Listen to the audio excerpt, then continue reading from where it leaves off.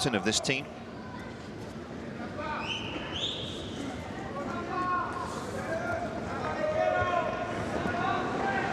Yes.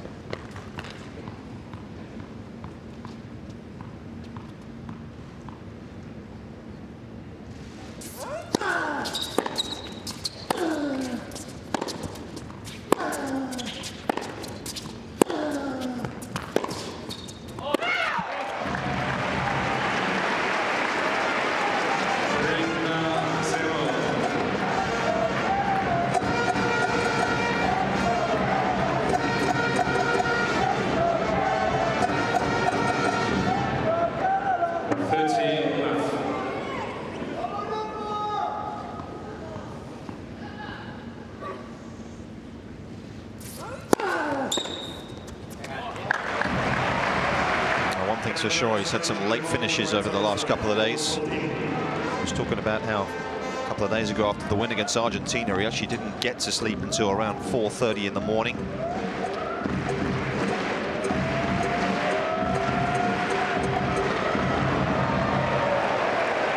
have been quite as late, I wouldn't have thought, this morning, but still a finish beyond midnight.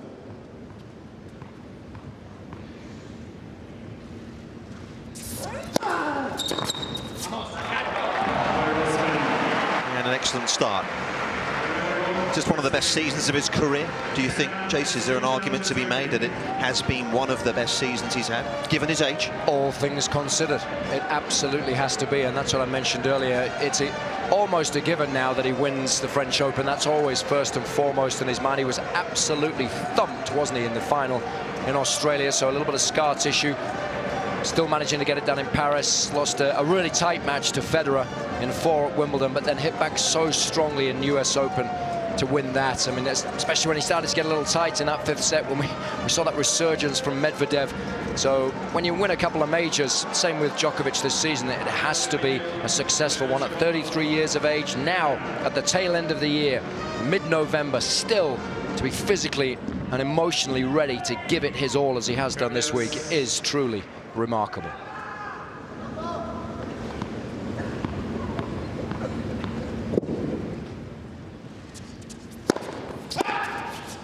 Only once this season has Nadal lost before the semi-finals at a regular tour event. That's how good it's been.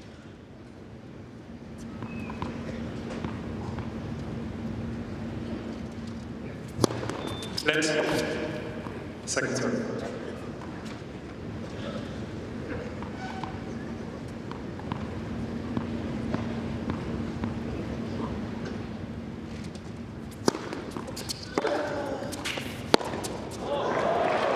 It's not easy to believe that you can beat the likes of Nadal, but what certainly helps is that you've done it before. And so, remember, Diego Schwartzman was asked. Diego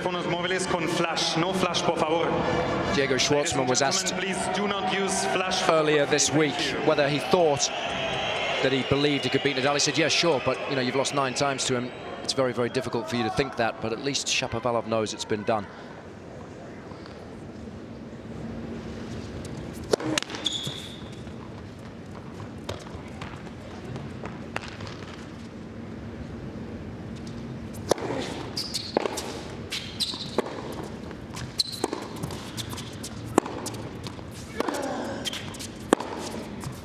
And as one of the most famous Canadians remind us, about 5 minutes ago, a man who unfortunately suffers from constant meat sweats, Steph Trudell. He said it has been done before. Vancouver, 1992. Danny Nestor with the golden earring against Stefan Edberg. Won the rubber. So he has to channel Danny Nestor. I mean, fellow lefty, so it's all written in the stars, right?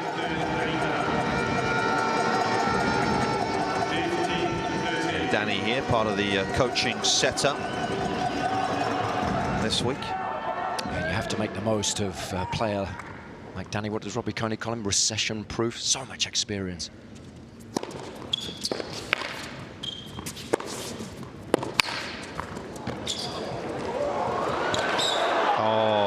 Beautifully done. Not easy with Nadal charging down. Good feel.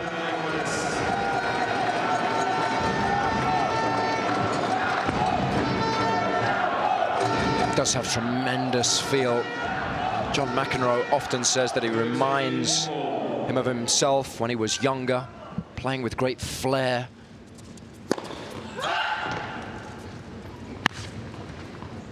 It's that swashbuckling style of tennis that all of us neutrals really enjoy.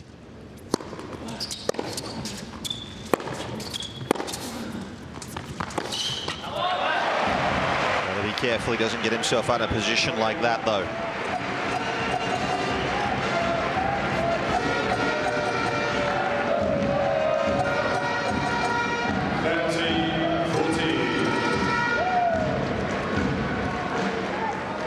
Chance for the world number one.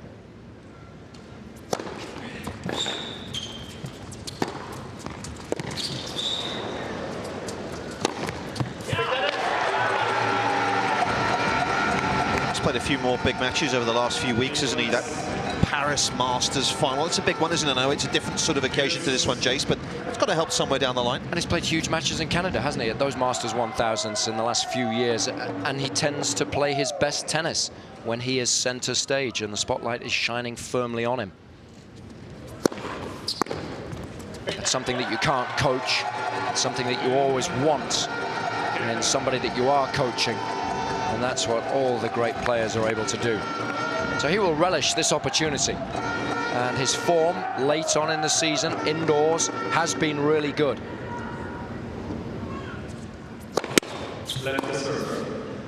And those wins earlier this week, Berrettini, Fritz, Khachanov, and then very narrowly losing to de Minaur 7-5 in the third will certainly help.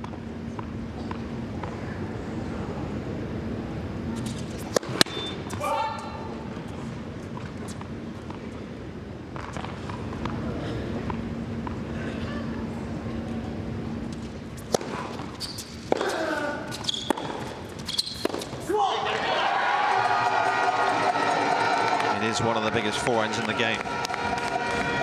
It's helped him to get his opening game, excuse me, here of this match. Don't know whether you caught sight of the ball there. Very fluffed up. Obviously they had the knock-up, which they count as a couple of games, played a couple of games in this opening set, but a lot of the players this week have been saying that they fluff up very, very quickly. So they do ping through the air a little bit because of the altitude, but then they do check on the court. It's a very coarse top surface here. So when they do introduce the new balls after 7 and 9 games, there is a significant difference just for a couple of games. So keep an eye out for that.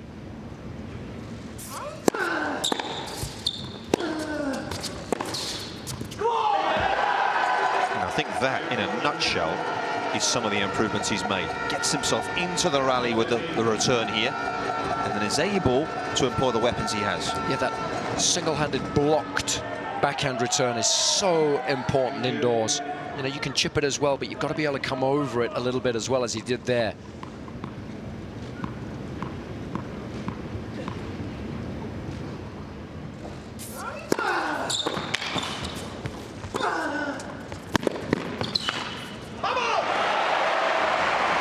But that's the kind of response we've seen all week.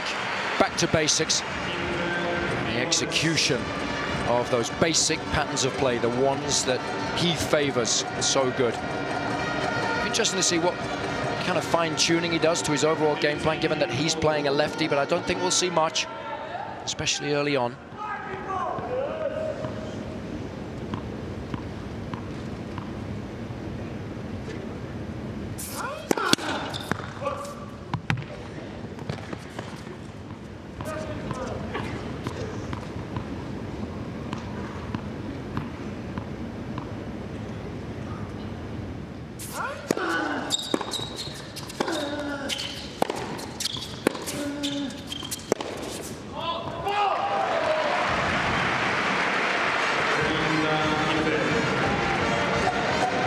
Faced a variety of opposition this week, isn't he, Rafa? When you think of the styles of the players he's played, Schwartzman, obviously a guy who could hurt you from the back. Dan Evans yesterday, different challenges, used to slice a fair bit, came at him early stages, and Shapovalov, who probably has the most firepower of the three players. And the second set he played against Khachanov initially, She won in a tiebreak, 9 points to 7. That was a tight affair. That was a real challenge. And I think some of the biggest challenges for him have been in the doubles. You know, he really has had to raise the level of his game and that of his partner as well, because very little room to maneuver in the best of 3 sets when it's winner-take-all on the doubles. He's had to play with different partners as well. It's been so interesting to hear.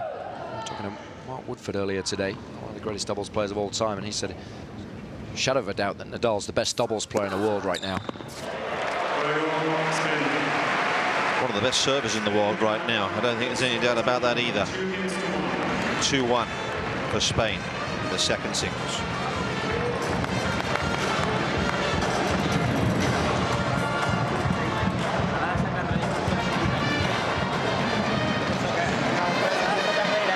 Not sure what he's doing in the next week or so, next couple of weeks, but certainly earned his break, isn't he, in the pre-season, the off-season. He'll have some downtime, I'm sure. Not much though, right? I mean, it's not easy, but I think that's why, again, that little break that he had to have when he got injured in Paris will have helped. Went on the honeymoon before the wedding, didn't he? Just so that he could spend a little bit of time with his new wife, but I'm sure he'll be fully focused on adding to those 19 Grand Slam titles in Melbourne. So very little rest for the wicked in December on the tennis tour.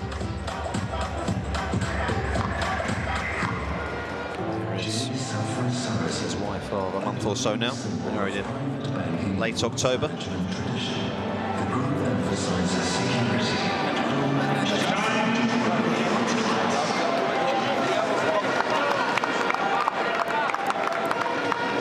World #1 making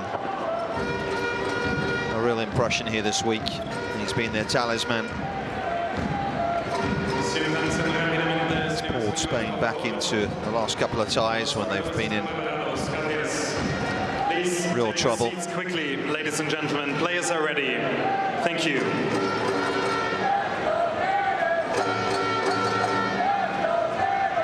Gracias por su colaboración.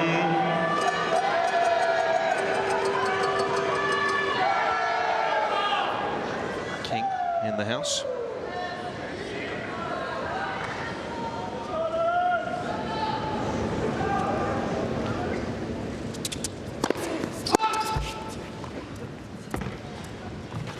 Felipe VI watching on here.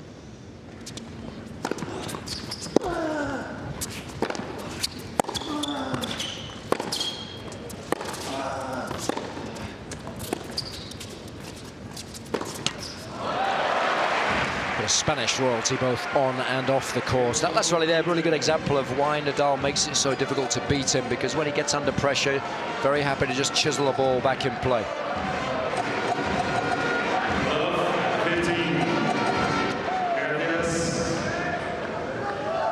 Thank you.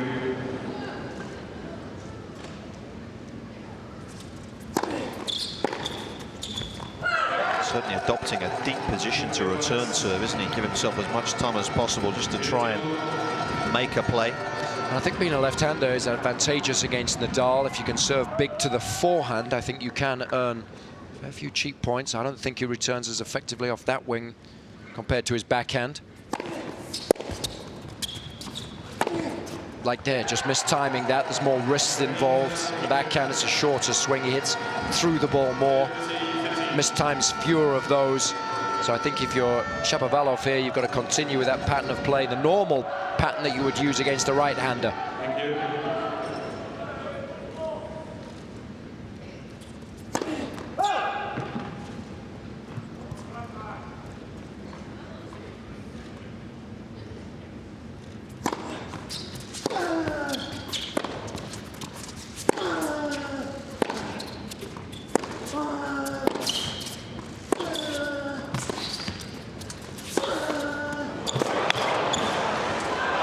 Nadal imposing himself. The apology, but the intent was there. Such a good shot, and so difficult to hit that well in conditions like these when the ball's pinging through the air, the racket head speed there, the thin contact with the ball, the buggy whip forehand, and then always follows it up so wonderfully well with the short angle volleys. It's pretty much the only volley he ever hits and the only one he ever needs to hit.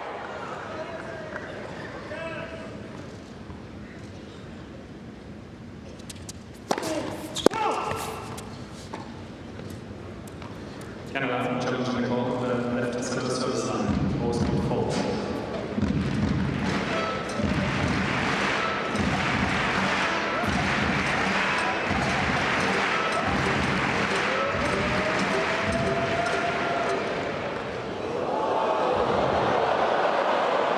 Whisker away. Shapovalov, incidentally, 1 of 6 so far. Points 1 on the second serve.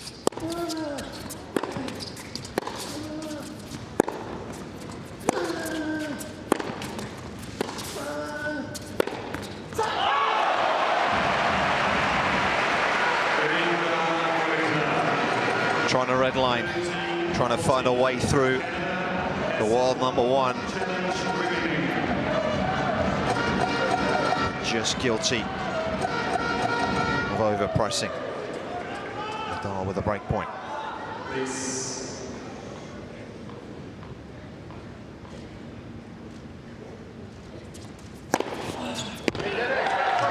Right time for a little bit of variation. Have to keep Nadal honest.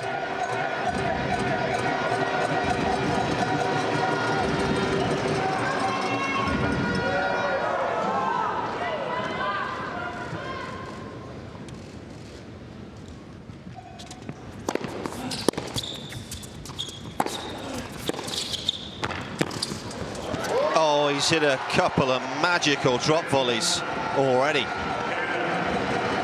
It's no good going deep in conditions like these against Nadal when the ball is dropped below the height of the net. You have to be able to come underneath it, take pace off it. It's the only way you're going to win the point. And fortunately, Shapovalov does have really good feel on those little volleys. We've seen plenty of those this week in the doubles.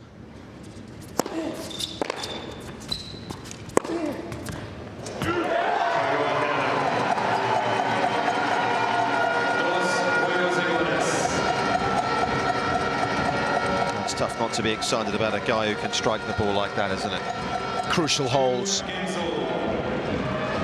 And even though Felix Auger-Aliassime didn't play his best tennis in the opening rubber here, the future of Canadian tennis looks exceptionally bright. If you think about all the success they've had this year with Bianca Andreescu winning US Open, Auger-Aliassime and Shapovalov having great seasons on the ATP World Tour. It's a great time to be a tennis fan in Canada.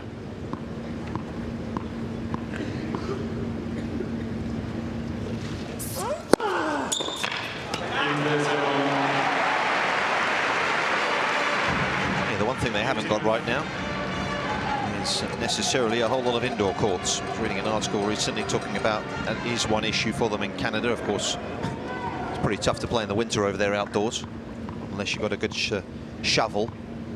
Fresh, isn't it, Jay? You've got to get a couple of gloves on. You forget I come from Yorkshire, so we've done plenty of that back in the day. Yes, I bet you have. Playing in the coat and the gloves where you cut the little ends out, so at least you can feel a little bit of that leather grip underneath. Yeah, any luminous balls there as well? Definitely. Couldn't afford the floodlights. I won a lot of matches with some dodgy calls there. Yeah.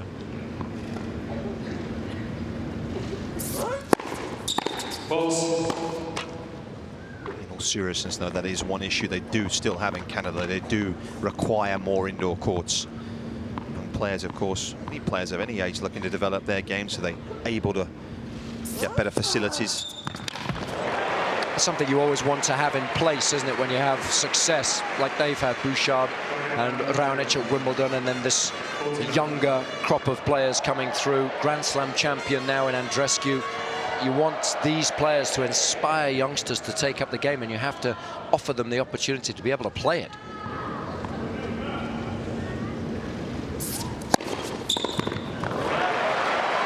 He's just been utterly relentless on serve this week. It's been incredible to watch.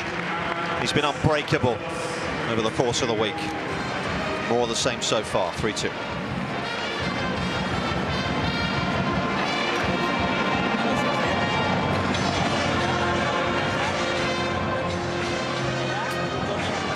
Heavy lifting as well, isn't he? I mean, his recovery, I'm sure he would have loved to have had some sort of rest, some sort of day off this week, but it's been intense, and he's been able to stay out there physically and keep himself going. I'm sure there's been a lot of work done that we haven't seen behind the scenes on the body, the recovery. But you know what, Nick? I don't think he'd want it any other way. No. You know, I think he wants control of the outcome of the tie in his hands. I think he loves getting out there and having the responsibility. He can play doubles with anybody, and he has done throughout his career in the Davis Cup. And what a player to have on your team if you're a captain, somebody that will step forwards and put their hand up and say, I want that responsibility.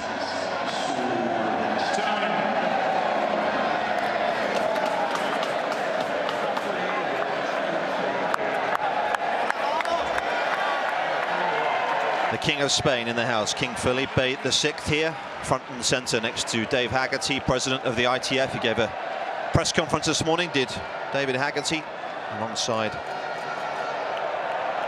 man, of course, who's been so influential in making the changes. Sergio Ramos in the house. He's got his Sunday best on. He has. Pushing the boat out there. Thank you.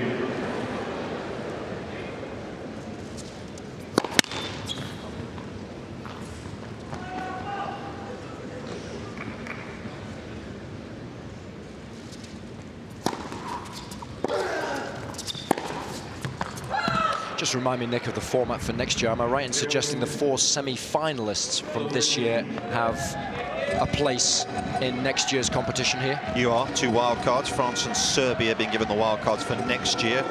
Draw was made for the qualifiers as well today. I don't know if you saw that. Thank you.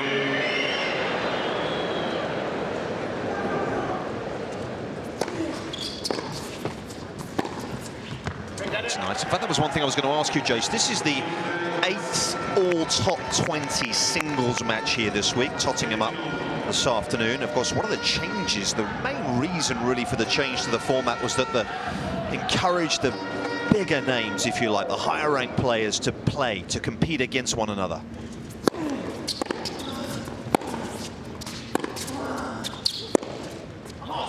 Is that enough? It's a starting point, isn't it? Yep. And it's a good one. So as a tennis fan, that's what I want to see. And I also want to see guys like Nadal and Djokovic playing doubles as well, playing more than 1 rubber per tie. So I think it's worked really well in that regard.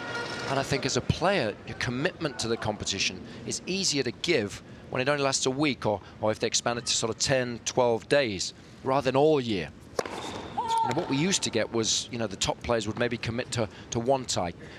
World Group playoff. Let's keep the nation up in the World Group, or let's play the first round. If we lose, I'm not going to play any other ties throughout the year. If you look British perspective, you know, the players that Andy Murray played in 2015 when we won it, they weren't the best players in the world that he came up against. So you want that, and I think this week is a great starting point in that regard.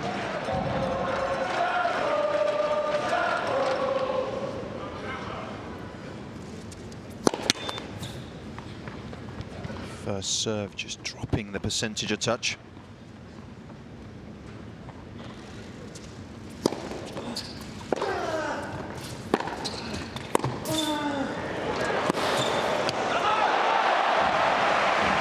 Well, he took a big cut at it. Nadal once again there waiting. He's so good at turning defense into attack, isn't he? Look at that, the height on that, the spin. All of a sudden, if that had come over, Nadal held the upper hand in the rally.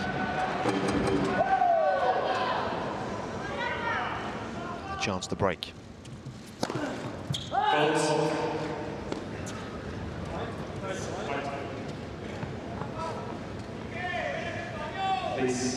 So, yeah, it's nice to see Marit here.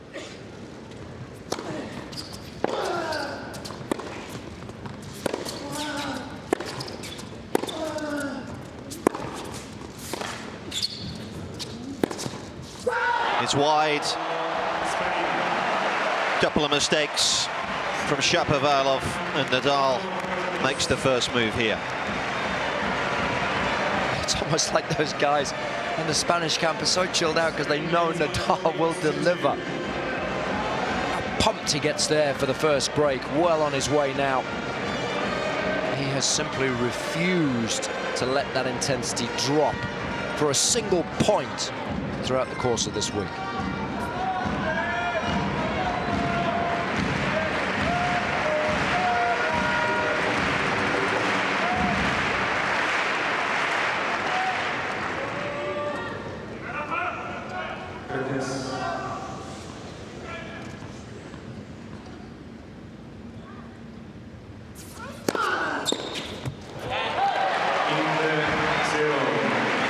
And that's a huge bonus for Nadal playing against Shapovalov. He knows he will get cheap points on the serve. And I think as well, Jace, in many ways, we talk so much about his ability to chip the ball back, but actually chipping the ball back against Rafa is not going to get it done, is it?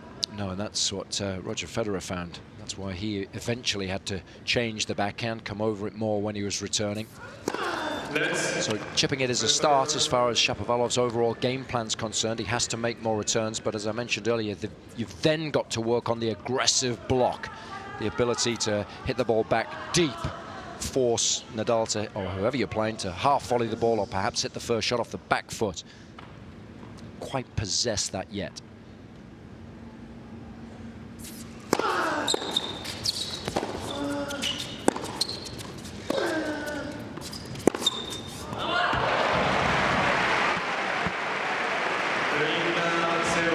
It's a better return, then you've got to back it up with aggressive hitting from the back of the court, and you cannot afford unforced errors like that.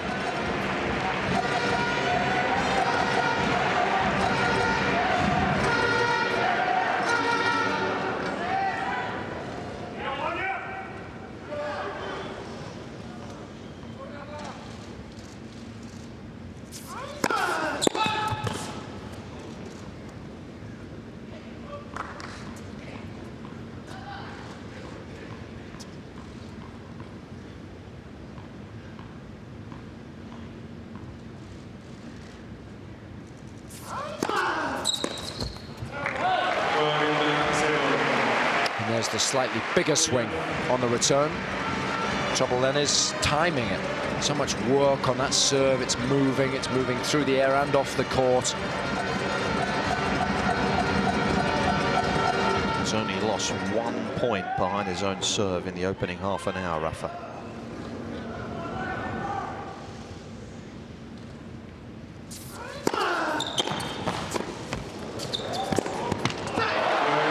Starting to add a bit of variety as well. It has been such an encouraging start for the world #1 as he looks to put the seal on a Spanish victory here in Madrid, 5-2.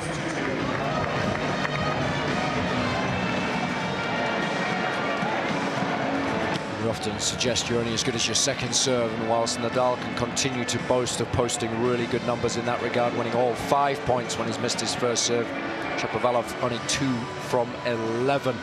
So you simply cannot compete if under pressure you miss your first serve and then you're struggling to win points.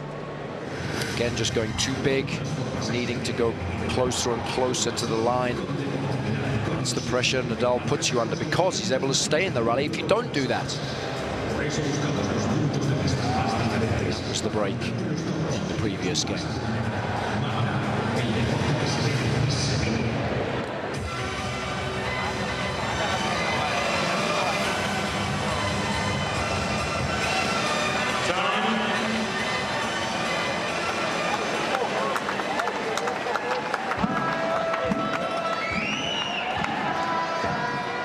Too much, I would have thought, for Sergei Bruguera to say. So his charge, just wind him up and let him go. See that core group of Canadian fans that have occupied that part of the main stadium here for the last 3 days they've been out here.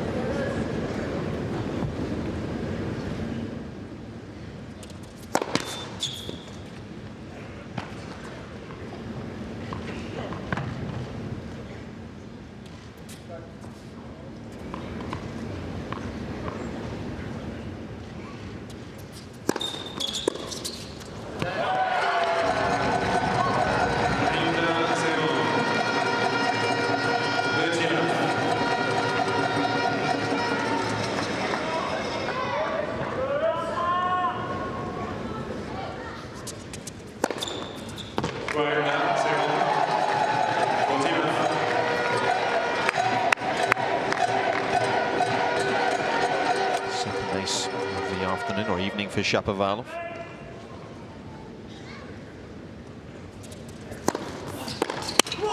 It's afternoon for the Spaniards, isn't it? Evening for the rest of us. You know what? I'm not sure what day it is, but it's been a fun week.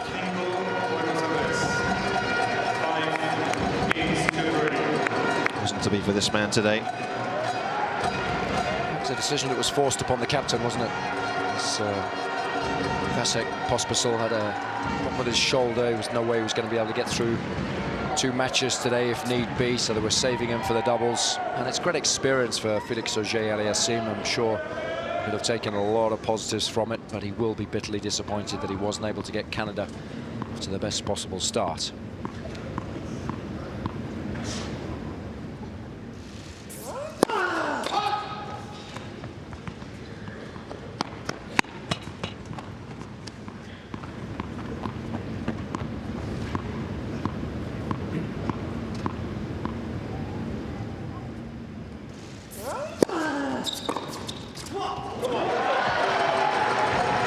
Better returns of the evening.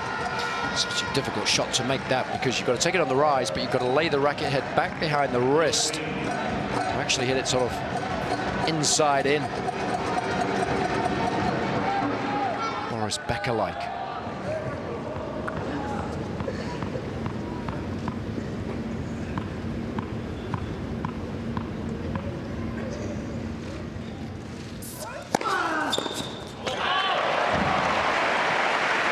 Times this week have we seen him even just be under a little bit of pressure on serve, get a free point like that. And the doubles last night, countless times he was able to relieve pressure with a free point.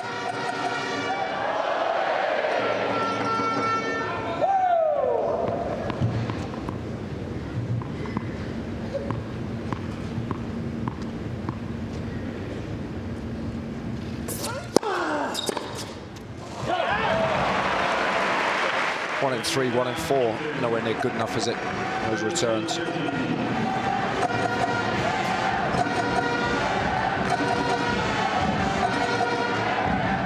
been a little erratic so far.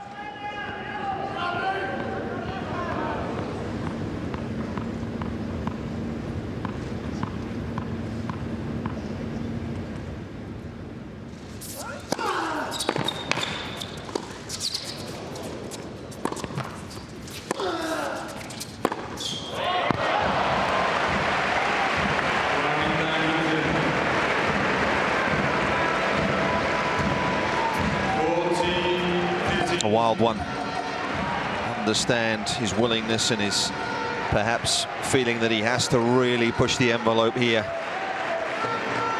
Has to be something special, but Nadal's had a pretty good grip.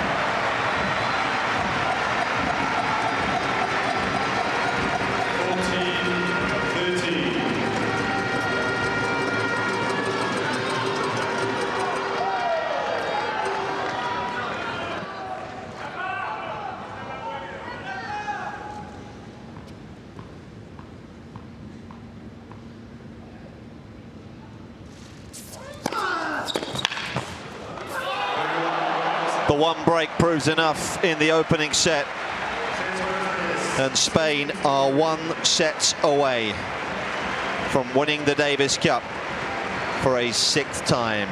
The world #1 takes the opening set here, 6-3.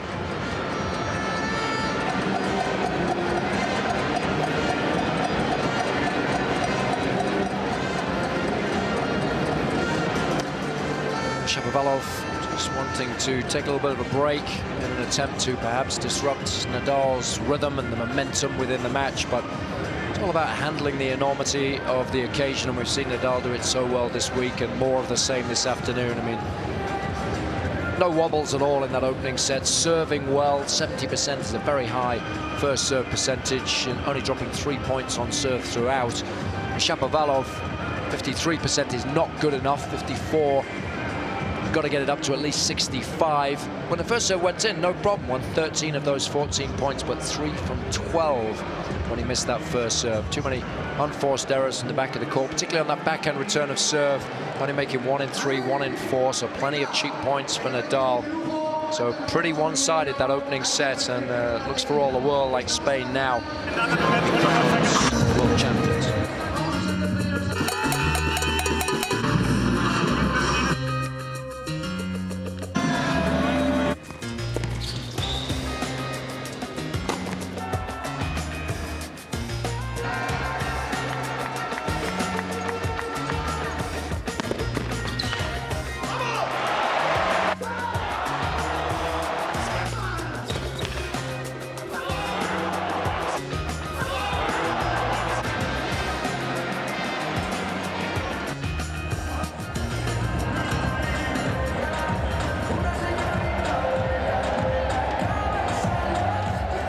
Well, if he's looking for any comfort, Shapovalov, I guess it's the fact that when he did beat him in Canada, Nadal also cruised through the opening set on that day. This is a very different set of circumstances, though, that we find ourselves in the middle of here.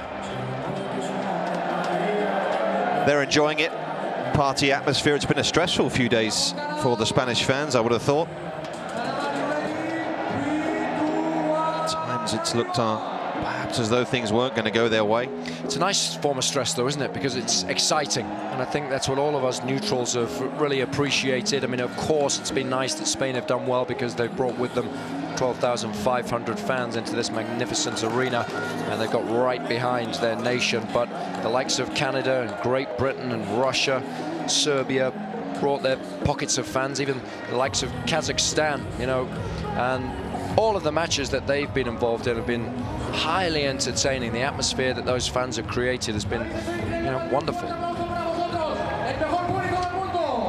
An overhaul to the format this year, but we're still playing for the same trophy, the famous one. There it is. It's been lifted by the greats and the good in this sport. Format's had its detractors, Nick. What have you made of it? I've enjoyed it. I mean, I do think there was certainly a little bit of an air of negativity coming in from quite a few people, Jace. This sport, as you well know, doesn't do change particularly well, does it? There's not been a whole lot of change over the years, but I think I've enjoyed it overall. It has helped the fact that Spain have obviously had a good run, hasn't it? Made a deep run, you can't deny that. But no matter where they were playing, they would be one of the favourites, wouldn't they? But just that additional help of all of this support, I think that's why in my eyes they were the favourites at the beginning of the week. But best of 3 sets, best of 3 rubbers within a tie means that there are going to be more upsets. There is more of a chance to win. You know, we saw that yesterday with Great Britain winning the first singles match. Every single set thereafter was exciting because they were very close to causing a major upset, and that's why in so many of the matches this week that have gone to the deciding doubles, you know, you've been on a knife edge. You haven't known who was going to win. A lot of them have gone to a deciding set tiebreak as well, haven't they? So I think, you know, rather than having the long sets to decide matches as we have in some of the majors, I think the format has worked well. Maybe I'd like to see a bit of tweaking and not always have the doubles last. You know, maybe if I'm a team captain, like a Colombian captain, and I've got the best doubles pair in the world, I would want to throw them in before you know, I lose both singles matches, and it doesn't have any effect on the outcome of the tie. So maybe the lower ranked captain, or maybe you just spin a coin. Maybe then you have an option as to what the order of play is going to be on any given day. And that would add great interest as well. Thank you. Gracias.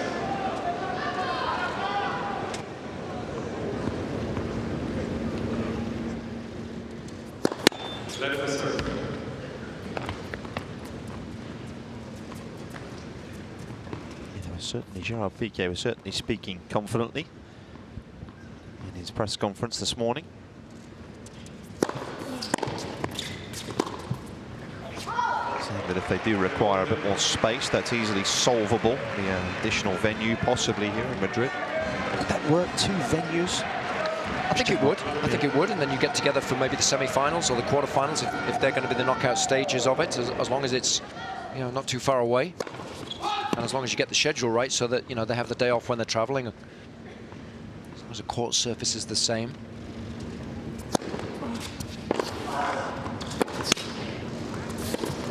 But I think you'd be crazy to suggest you'd get everything right the first year. And you have to learn pros and cons, aren't there, throughout the week, and I'm sure there'll be a lot of tweaking, and rightly so. Nothing wrong with doing that. Everybody learns from their mistakes and becomes better because of it. Of course, we don't want to be finishing at 4 in the morning, do we? It's not fair on the teams that are playing. It's not fair on everybody at the event. And you're not going to have 12,500 people here at 4 in the morning. So, schedule needs looking at.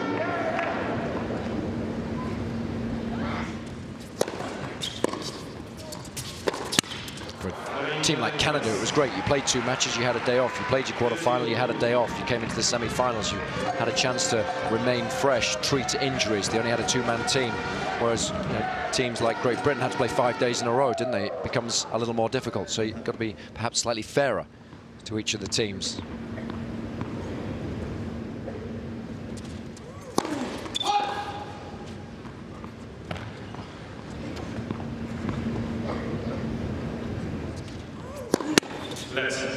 Second serve.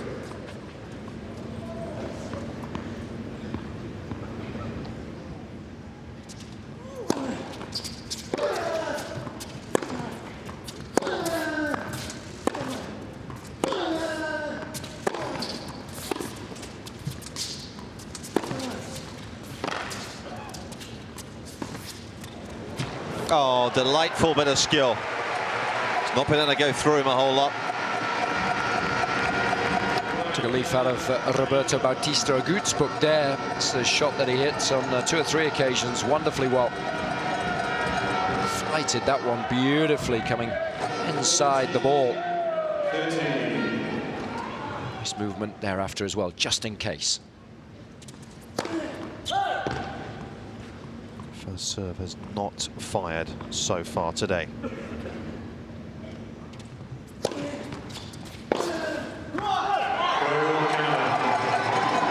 A rare one against the second. A welcome boost for the Canadians to kick off this second set. Top 10 next year for this guy? Do you think you will reach the top 10 at some point? Yep. With his career, I think there are going to be ups and downs, always. We're going to see him play lights out for a week here, a week there, as he did when he broke through and reached the 4th round of the US Open in 2017. Then we're going to see him, lose to some low-ranked players. He's not going to be like a Nadal, like a Djokovic, a Murray, a Federer, when they rarely lose. The consistency that we've seen from those 4 all-time greats throughout their careers, second to none. But so he will certainly have the ability to win big tournaments, because when he does get hot, few can live with him. And I think that's always better than somebody who plays relatively consistently, like Roberto Bautista Agut, for instance. It's going to be a struggle for him to win a major, struggle for him to win Masters 1000 events. David Ferrer, similar scenario. Don't quite have the weaponry to be able to beat the very best in the world. Shapovalov does. With that, sometimes you lose a bit of consistency.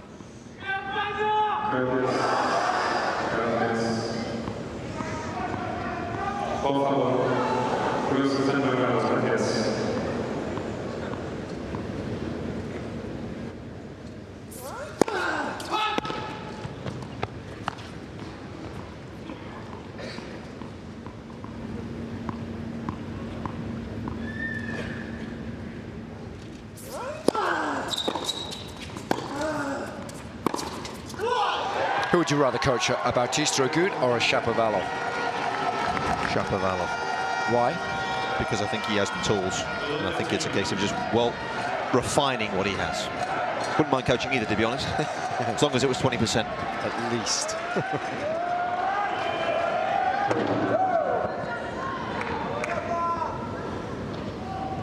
Tough to get those deals these days, though, right? So I hear.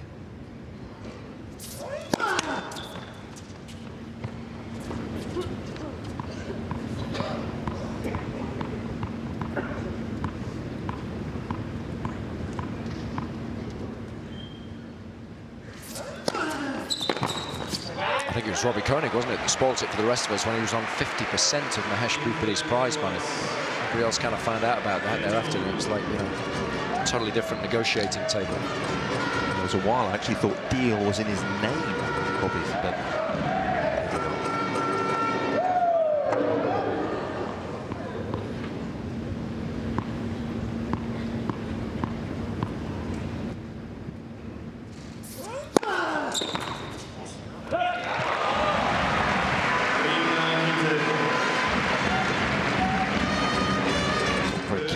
didn't he, in the spring, Nadal, about the challenges of recovering from the injuries that he's had over the course of his career, how difficult it's been for him to stay positive, reset, because let's face it, he's had a lot of interruptions, hasn't he?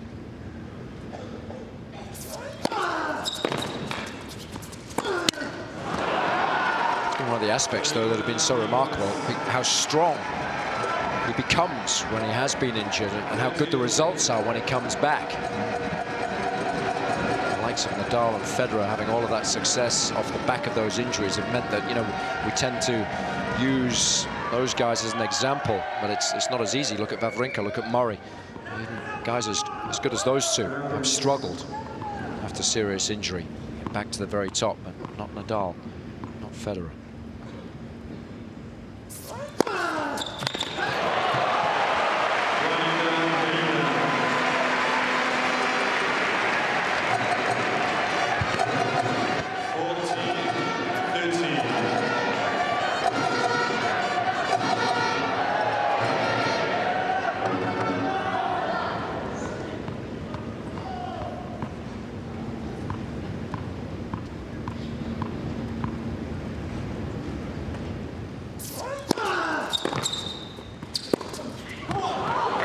This is something for Shapovalov maybe to be encouraged by.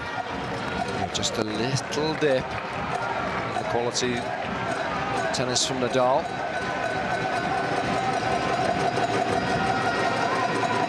To grasp onto anything in a situation like this.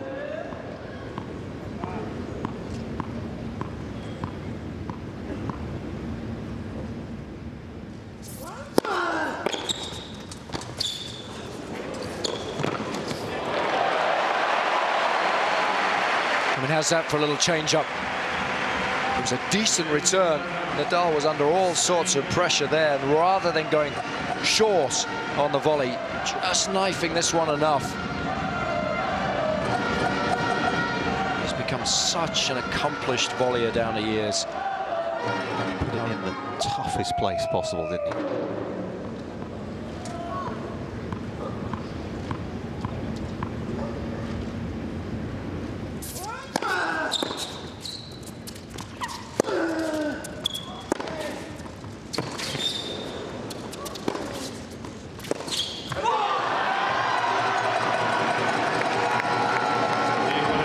Pattern of play that a lot of players have used against Nadal, going big to the forehand on a hard court. If you can get it deep, you rush him. He does take that big swing. Sometimes he does struggle timing it.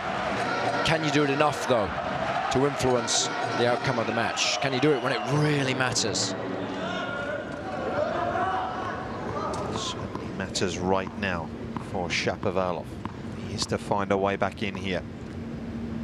It's got to happen sooner rather than later.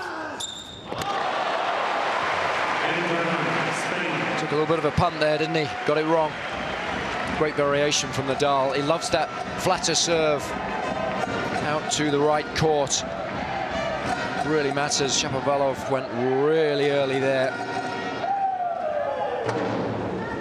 Put all his chips in the middle.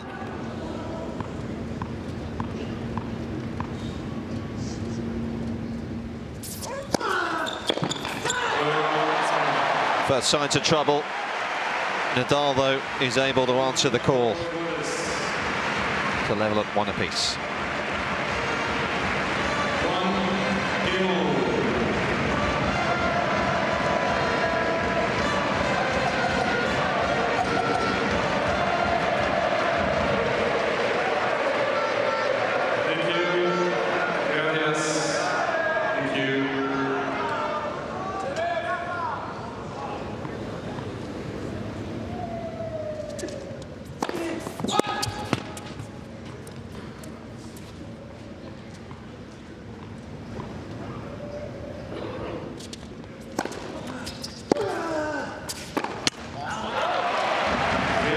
sometimes, Jace, we saw it a little bit earlier in the season, actually, with Fanini. You actually have to just, with Nadal standing where he is, you actually have to just take sometimes a bit of pace off the second serve rather than go for the big kicker, because he's going to use the pace. He's going to, you know, just throw in a slightly shorter one sometimes. Because that big kicker just comes through at the perfect height, doesn't it?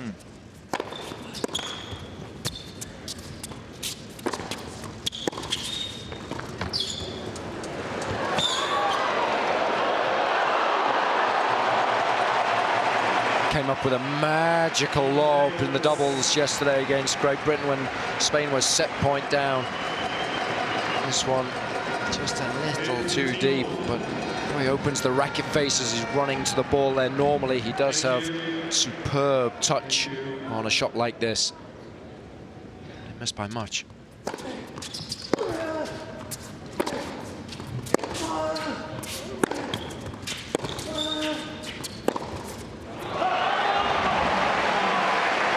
Too many of those.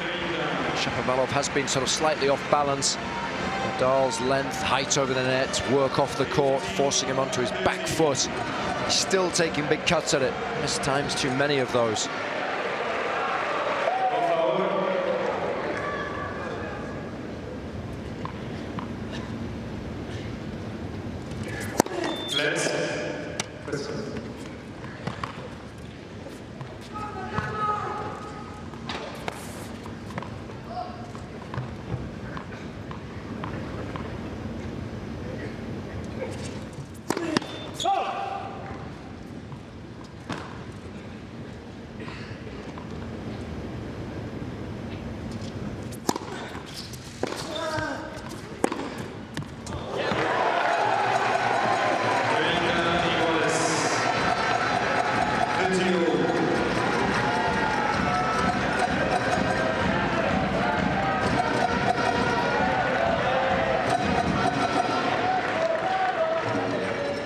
Take a few risks going up the line off both wings against Nadal. That's one of the reasons Djokovic has such a good record against him. He can take that backhand on early and go up the line.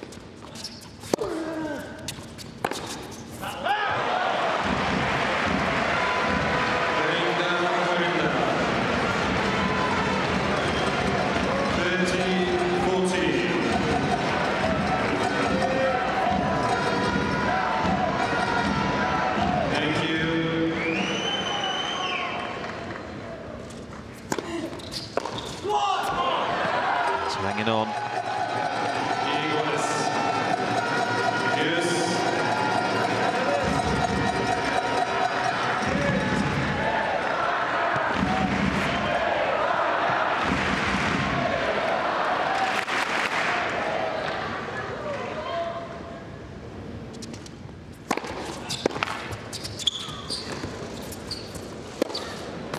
Oh, it was such a good return.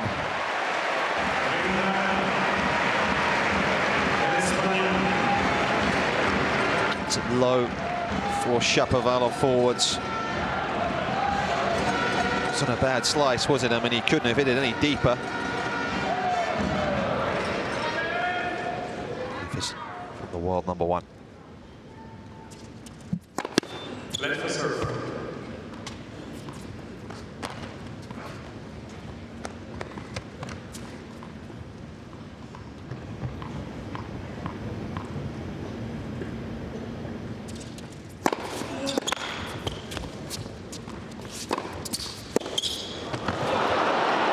A bit of a let-off.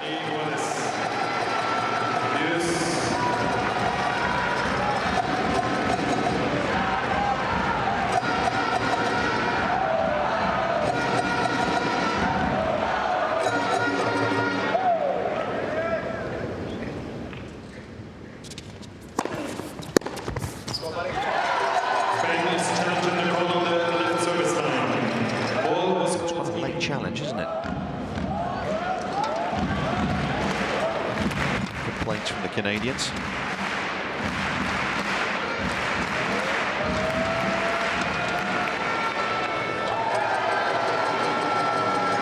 Need for one even.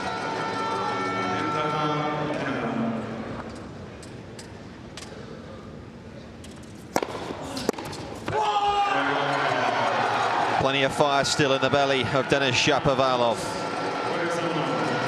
Canadians are not giving up hope just yet. 2-1, they lead here in the second.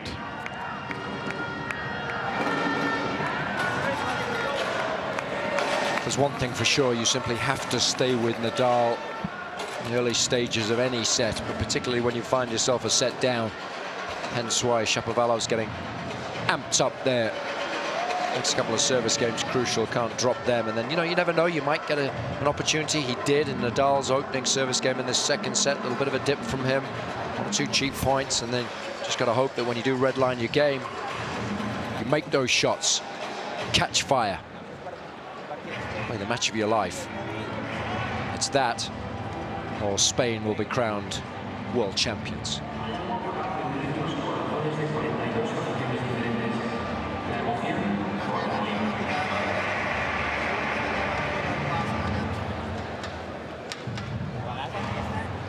Time.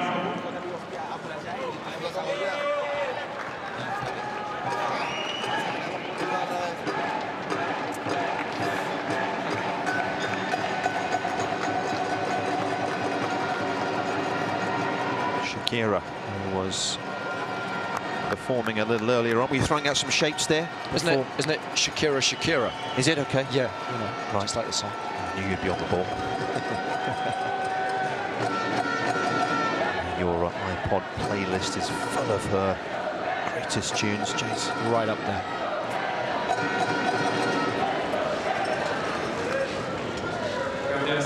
She went into Rafa there. It's not going to wave back, that's for sure. 2-1.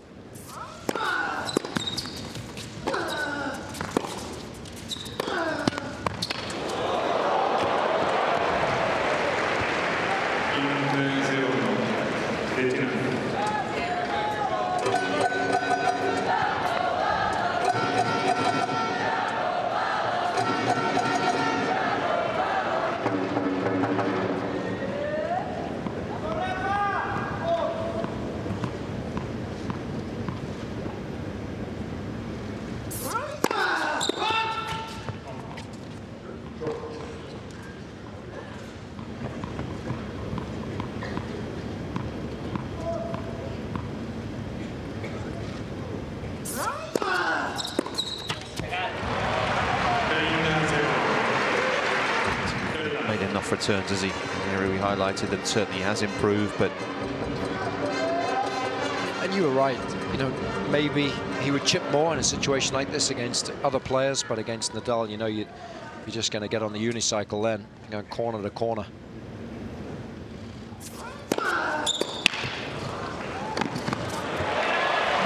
He throws in one of those. He's done a little bit of serving and volleying, but only at the most opportune moments. He's always keeping you guessing when you are trying to return his serve. Serve percentage exceptionally high, 72% overall, 76% here in this second set.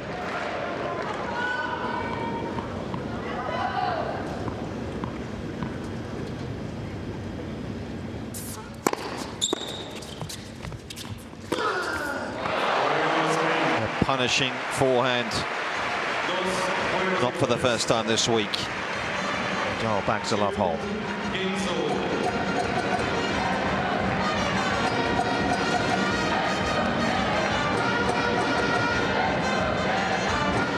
What happens if you drop the return short. Tempting height. Nadal will do anything with that forehand.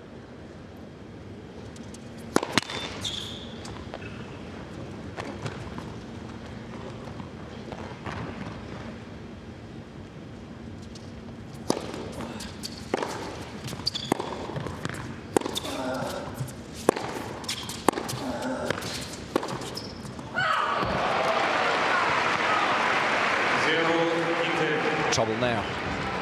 It's a stage in the set when you really do feel Nadal will make an additional push and let that break. Thank you.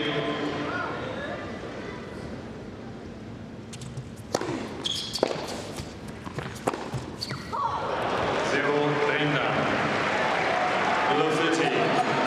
Trying to find the lines, trying to paint the lines, treading a fine line as a result.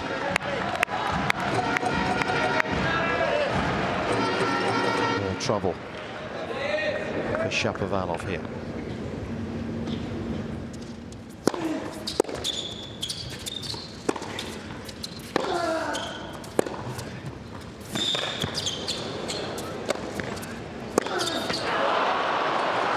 I believe he's missed that forehand there. It was such a good dig on the backhand. The lob deep enough that Shapovalov wasn't able to put it away. Just a little too much spin on the final forehand. He was desperate to try and get the ball down to Shapovalov's feet here. Overcooked it. It's a big miss.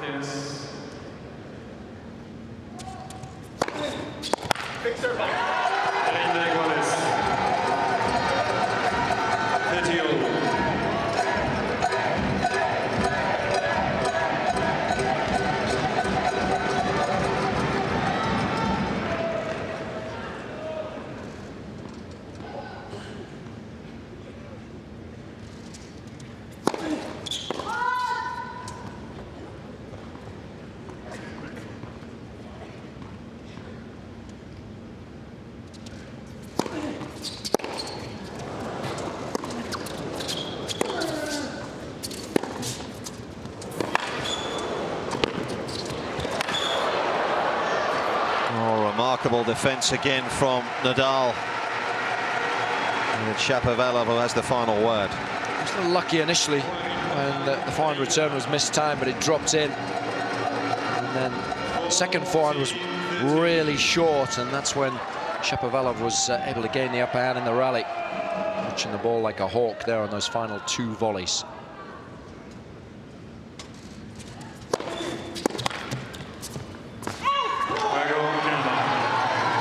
Good stuff from the 20-year-old.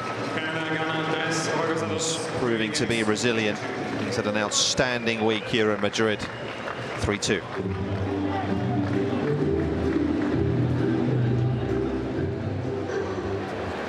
Also a very big win in the qualifiers as well. Did Shapovalov, that shouldn't be forgotten. They were down going into the final couple of singles matches. In Slovakia, ended up winning both singles matches. That actually got the Canadians here to Madrid, enabled them to qualify. Good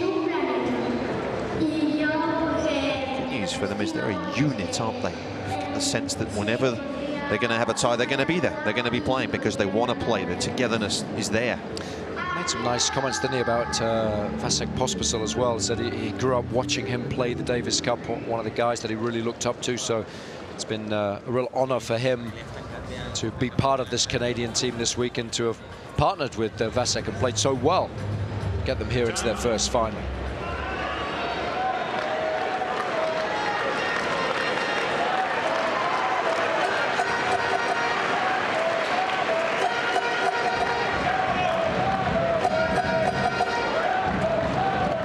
Shapovalov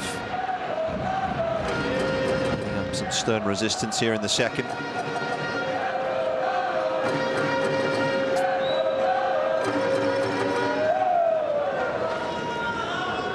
Thank you. Remember, still yet to drop serve all week.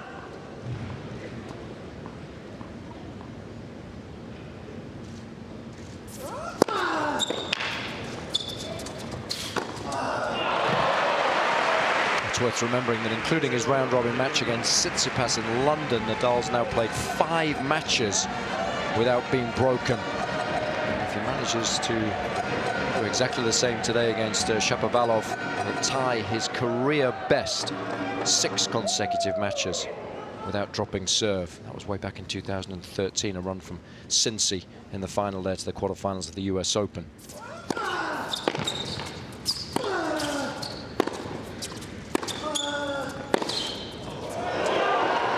It's a lovely injection of pace there. We've seen him try to go down the line. So if you can do that cross-court, higher percentage play, just flattening it out, something that Nadal loves to do off his backhand. That is the perfect target.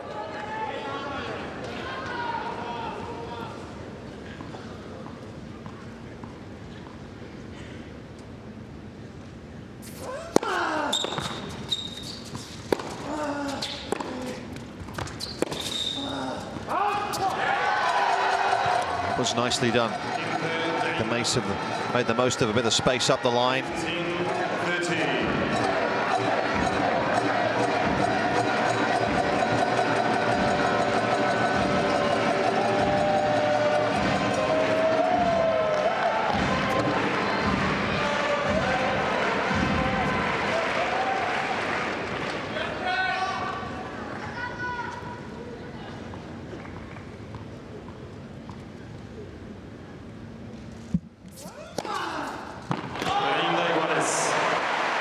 That's why they've been working on a bigger serve, you know, so when you're under a little bit of pressure, you're on a cheap point with it, at the very least get a weaker reply so that you can serve +1, serve +2 and dictate play, control of his own destiny. Yeah, the big difference this season has been in the actual pace that it's reaching the returner at, not necessarily through the air, but it's the trajectory.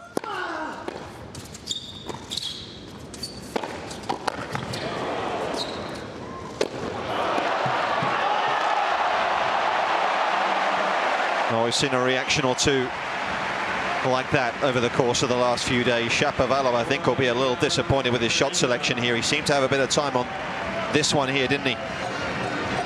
Such a good volley.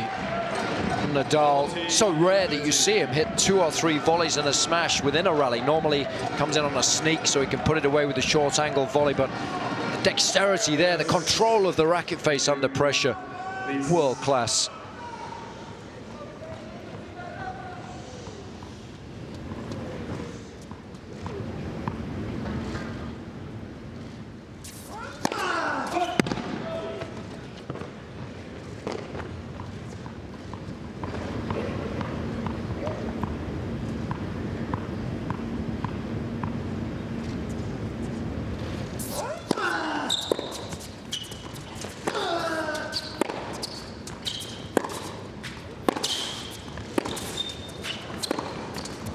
Oh, that is magnificent. What a play from Shapovalov. That's why he's such a joy to watch. He's got such a loose arm. Unfortunately, that means that he will miss time a few, he will make a few errors, but when he hits it out of the middle of the racket, he can do damage like that from anywhere in the court.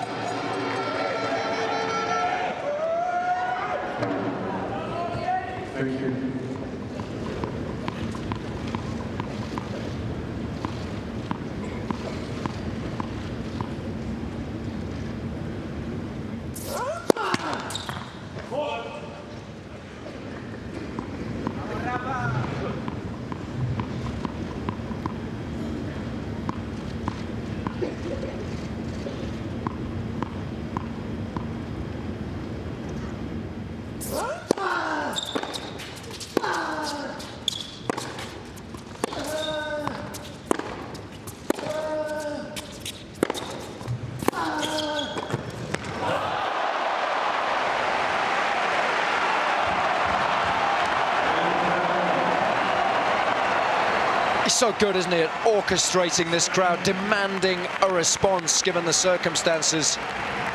It's so tough to come in on that Nadal backhand. He's so good at getting it low and cross-court. Listen to this.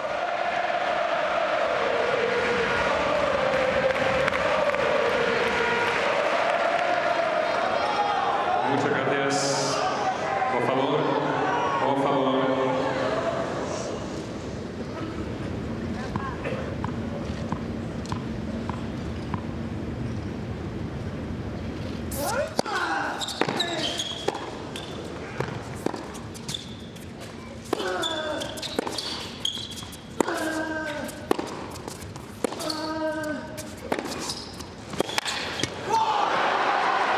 Full credit to this man, though, who keeps coming at him. This is the crux of the second set right here, isn't it? Shapovalov undoubtedly playing best tennis of the match so far. He has raised his game. He's making fewer errors. He's taking the ball on the rise. He's taking the game to Nadal. Spaniard can sense it. Knows how crucial it is here to manage to get out of this game unscathed.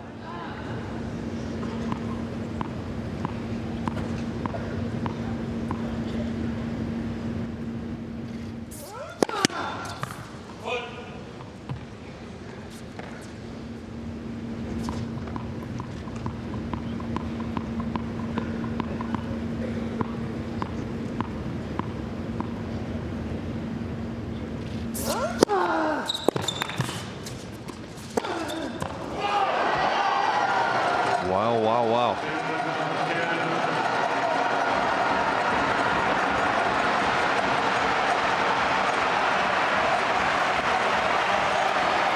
First break point to look at for Denis Shapovalov here.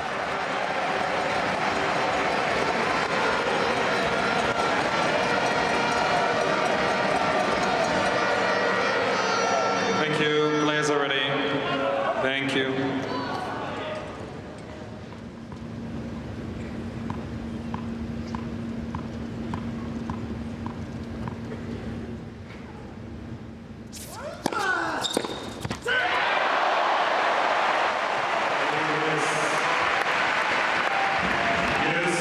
So good at thinking clearly under pressure and recognizing when the time is right to vary his service direction.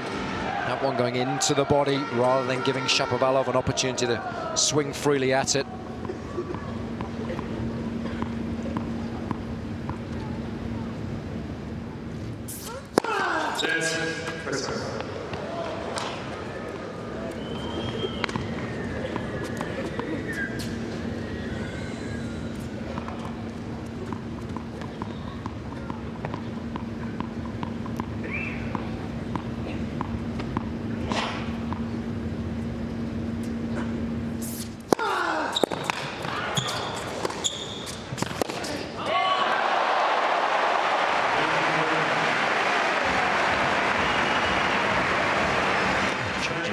Again, I didn't think a string went, did it?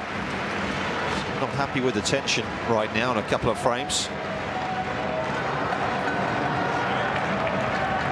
It did go.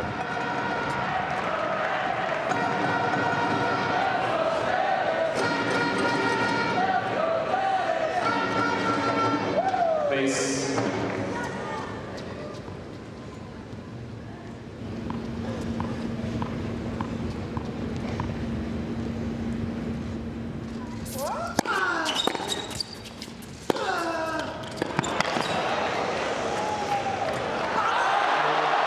Certainly one of Nadal's longest service games of the week, just shy of 10 minutes, but he comes through unscathed.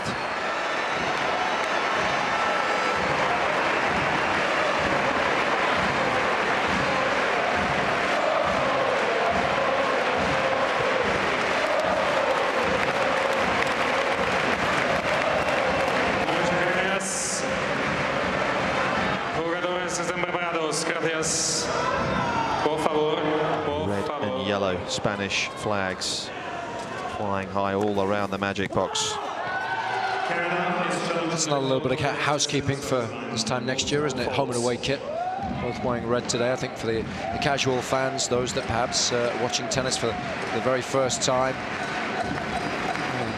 just to be very clear who's who and who perhaps you want to support, just like in the World Cup of other sports. Home and away kits.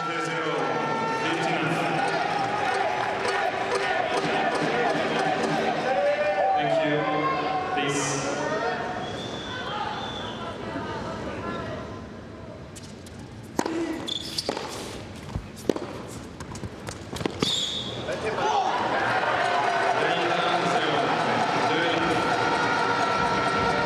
I think he is doing now, he's making more first serves, isn't he? So it is allowing him just to get that first strike in a little more often.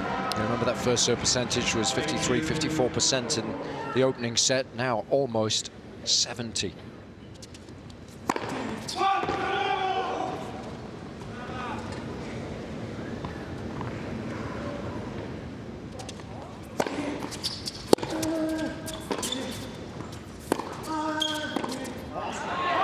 That's why it's so crucial, Nick. 3 of 12, wasn't he, in the opening set in terms of points won when he missed that first serve.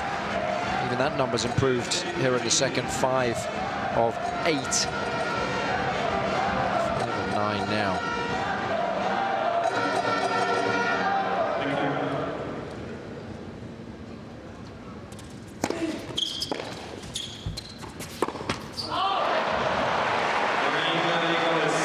Just a bit of decel there. You have to stay committed. If you need more control, you want maximum racket head speed, but just a little thinner contact with the ball. As soon as you slow the arm down, you're in real trouble.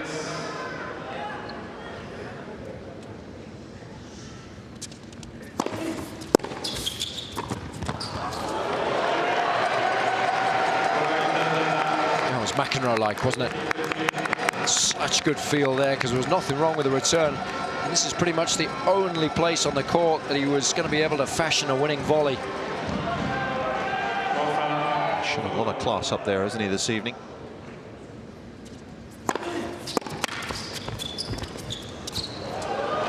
And that is equally impressive.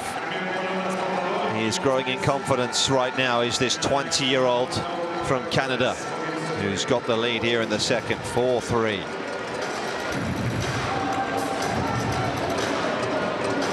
Well, this is what we hoped we would see. He was well short of his best in that opening set. And he's too good a player not to, at some stage in the match, be able to show us how good he is. The question is, can he keep it up? He has had chances on Nadal's serve in this second set, so he has to take great heart from that fact.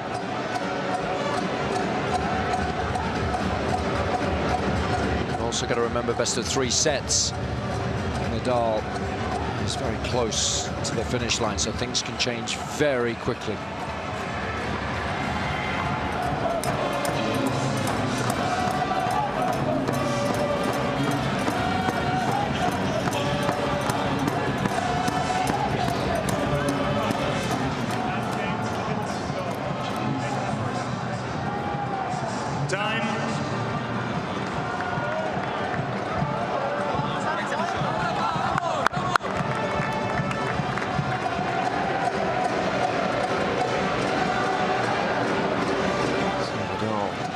His way out again here.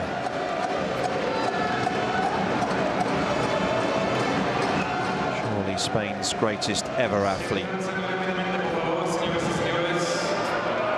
And one of the greatest competitors, surely, in all of sport. Not just this great game that we all know and love so well.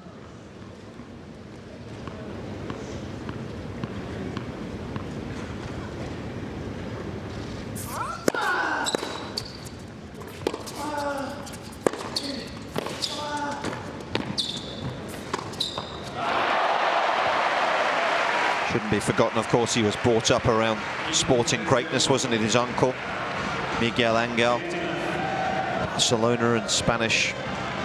Very fine player he was. Did us a favour as well, didn't he? Missed a penalty against England. Yes. It was nice. Euros. Yes. I always appreciate that. One of the few that we've won down the years.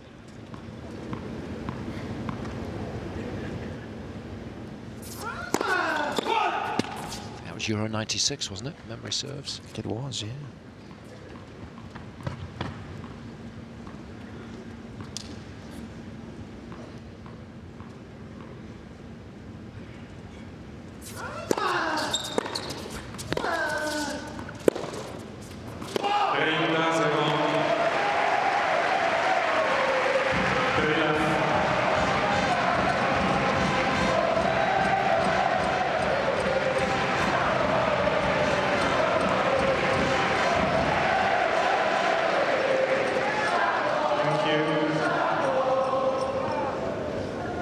Played his part.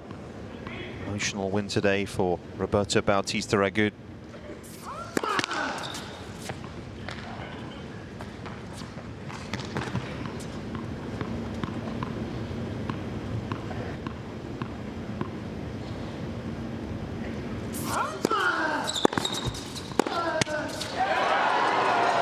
It's been nice, hasn't it, that sort of everybody's played at least one match for Spain this week. We've had Granollers in the doubles, Feli Lopez as well, Rafa, Carreño Busta, and nice to see Roberto back in action after having to leave the team midweek after passing of his father. It really has been a great team effort this week.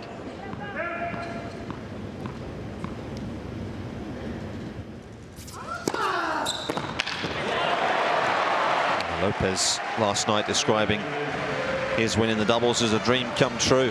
Quite something for a 38-year-old who's achieved a lot in this sport. I think when you get towards the tail end of your career as well, you really appreciate these moments, don't you? Sometimes when you're a little younger, you take them for granted, thinking there'll be many more. What a season Feli Lopez has had. Winning the double at Queen's, that was such a nice bonus. Newly married, of course, as well, so much to celebrate.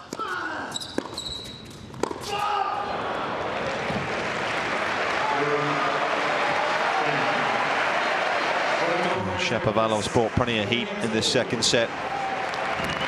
Nadal will hope he's weathered the storm somewhat.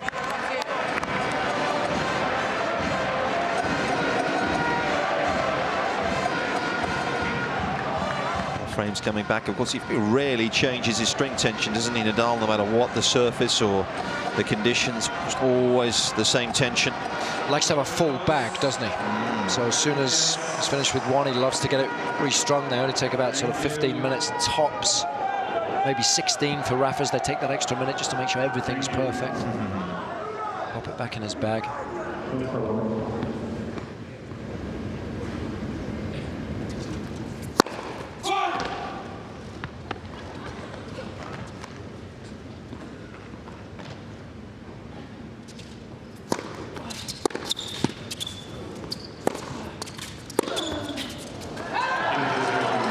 Cheap.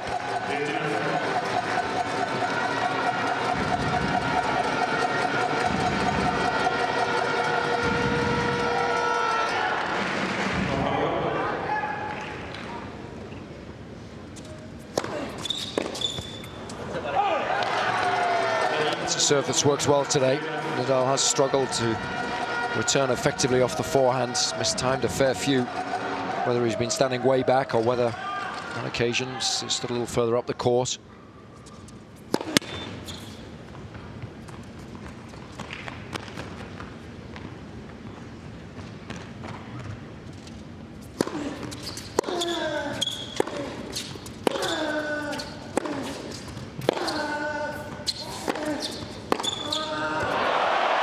He was there and waiting, and he's been able to redirect the pace impressively. You always take a little bit of a risk when you stay home in the corner. You have to be ready if you have guessed right. Use the pace and just simply redirect.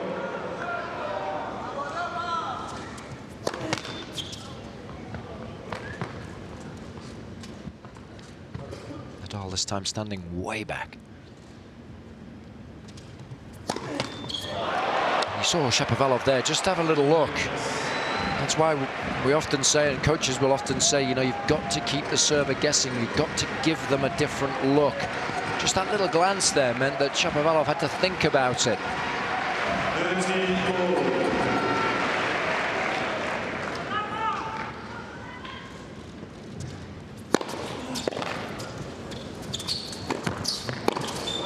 Oh, wow!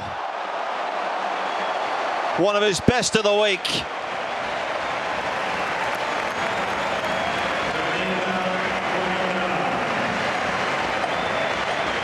A moment of sheer genius from Rafa.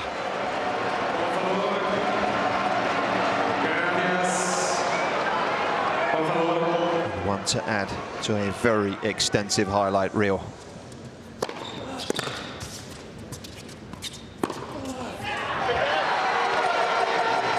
But just as important, that point there from Shapovalov. You could see the body language once he'd been passed by that ferocious forehand in the previous points. And did so well when stepping up to the line, then to remain positive.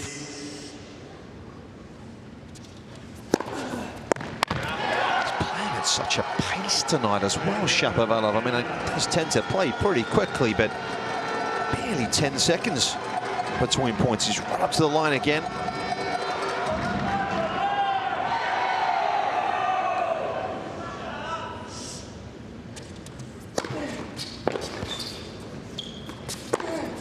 And full credit to the 20-year-old. This has been a magnificent second set. He's brought plenty of heat, and he's keeping Nadal under pressure, 5-4. so much confidence, isn't he, Jason? It's obvious to see he's a different guy from what he was in the summer. It's chalk and cheese. What a big hold that was. When you find yourself break point down at 4-all in the second set, when Nadal's already a set to the good, you think it's curtains. He stuck to the basics, executed them exceptionally well, and his body language here.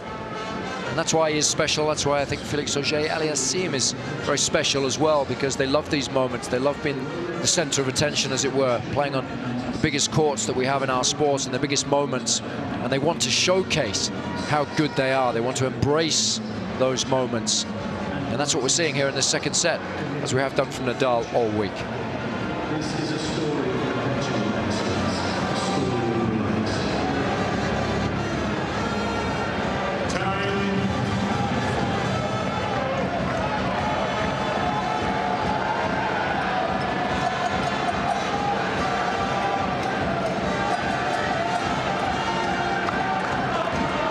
Gerard Piqué,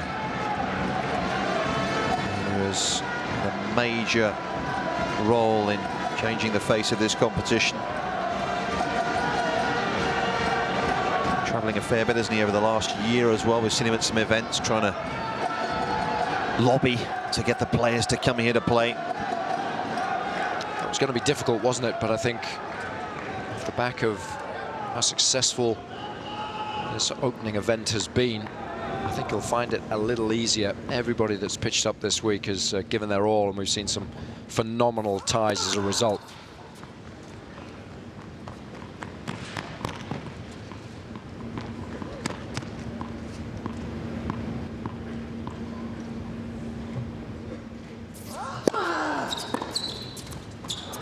Oh, it's dropped in. Such a tough return to make that one. He's hit a couple of those now. It's the fader. Nadal expecting this one to go cross court, and he's kind of moving a little bit to his right. That's where he likes to set up base camp. That's why this one can be effective. Great stuff right now from this man.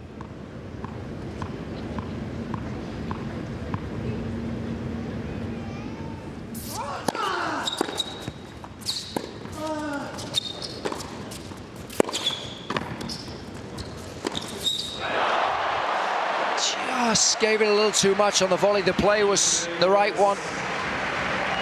And he has had really good feel, but just popped that forehand volley up. Gave Nadal the opening that he wanted.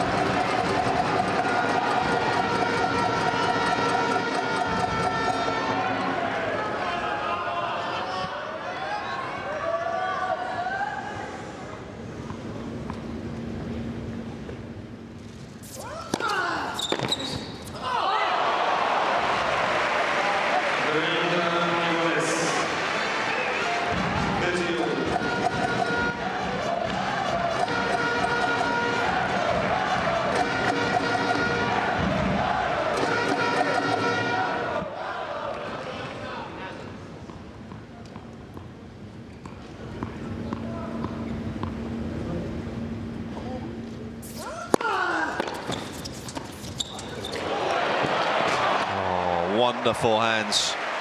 Wasn't a bad return, was it, from Shapovalov?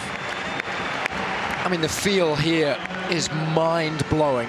To be able to smother this ball, keep it low, but yet keep it short. Simply incredible.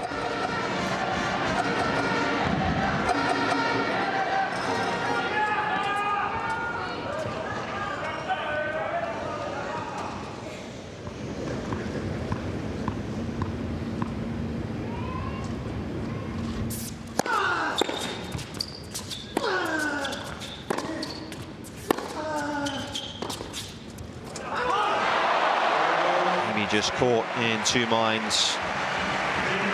Slice never really looked to be heading in the right direction. And Nadal survives another test here.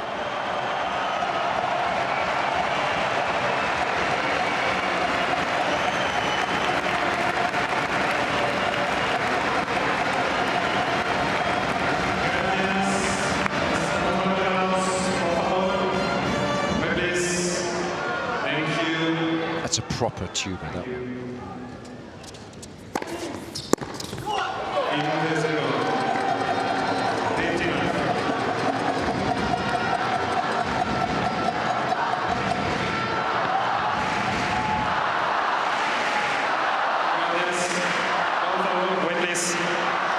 Please. Let's first serve.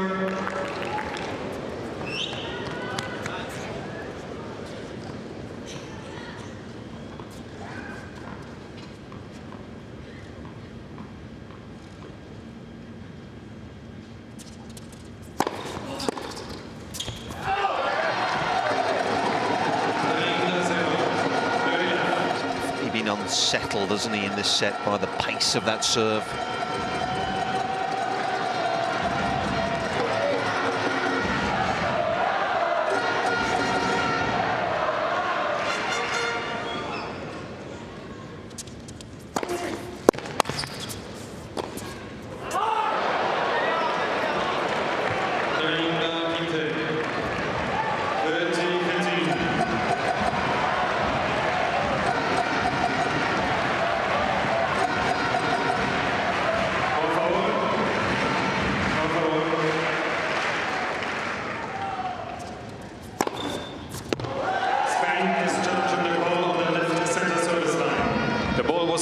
In. I feel this is just to slow Shapovalov down a little, don't you? Entirely sure Rafa believes this is going to be a good one.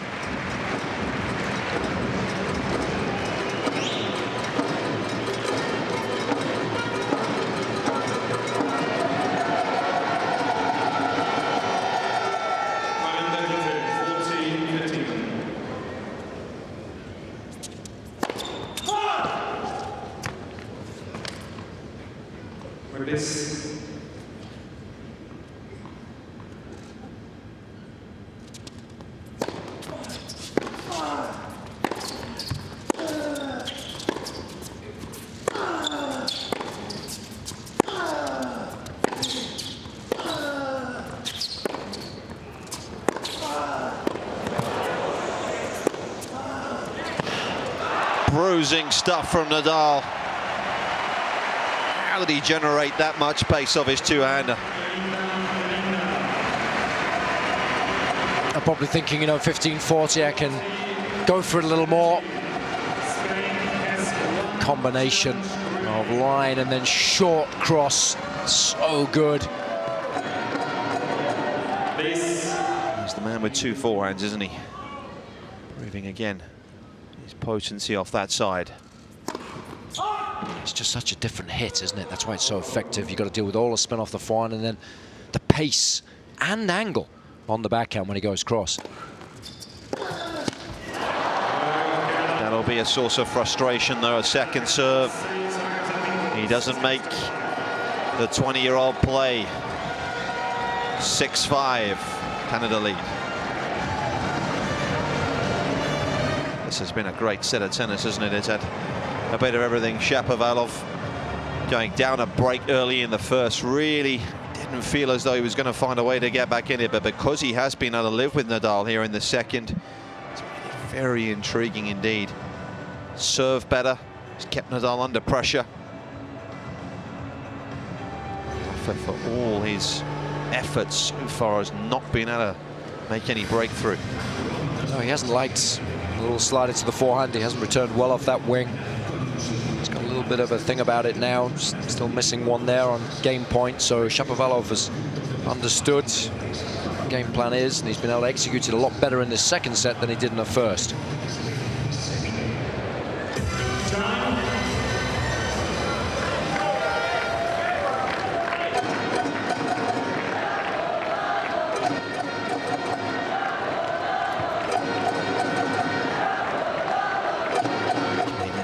actually going over to have a word with Freddie Fong Tang in the front row there. He's part of the coaching setup here. He's the actual coach of Felix Auger-Aliassime. They seemed to be dishing out some advice.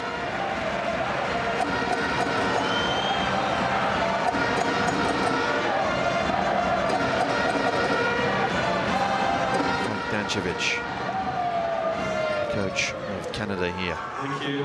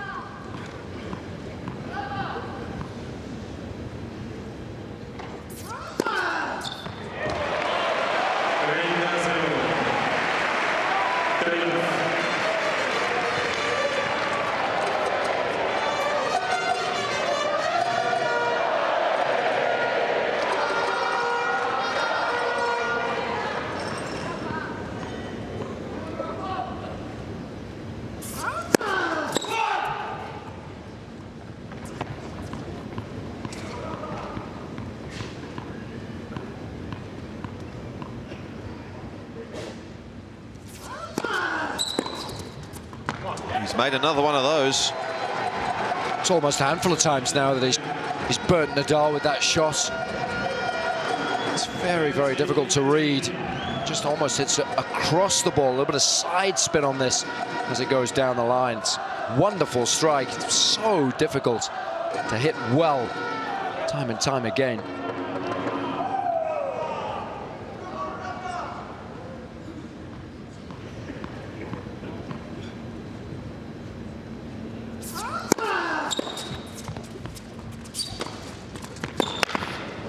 Oh, yes.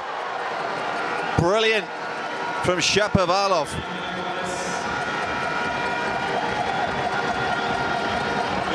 This was almost like a slap shot in hockey, wasn't it? Right at the end of his range there, just that little flick of the wrist. Amazing how he was able to generate so much pace from that position.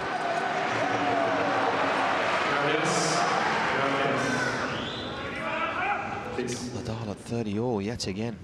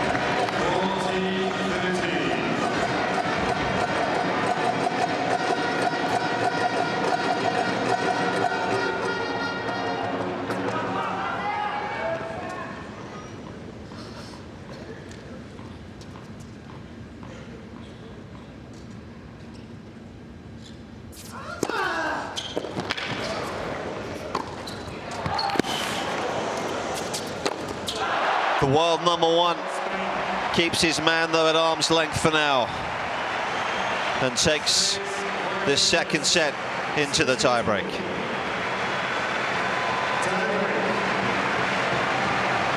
Each team receives one additional challenge. Goodness we had some memorable tiebreaks here this week.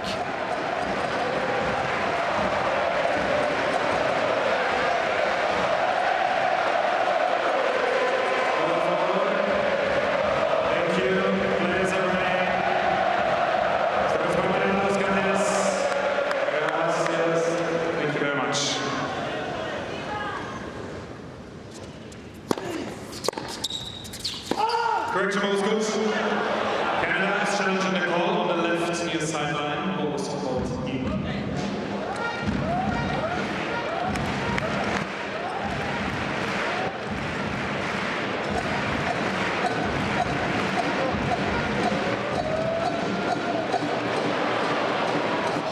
It was a good challenge.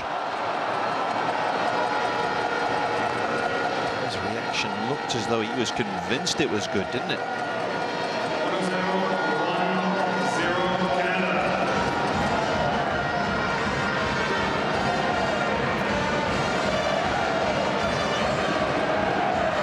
Thank you. Thank you.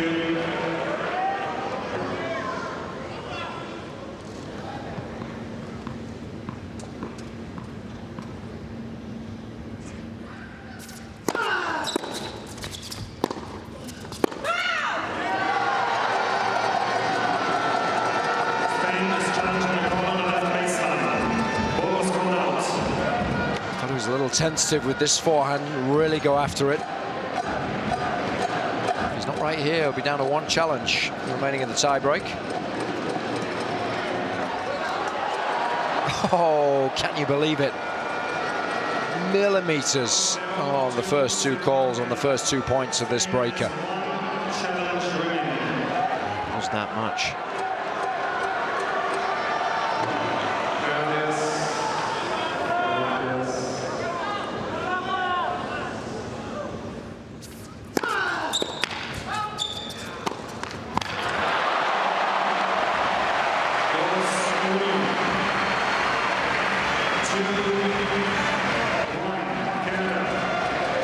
This is good stuff from Nadal. Right decision to take it out of the air, but these next 2 points absolutely massive. Shapovalov has to maintain the lead here till at least the change of ends to try and put as much pressure on Nadal as possible.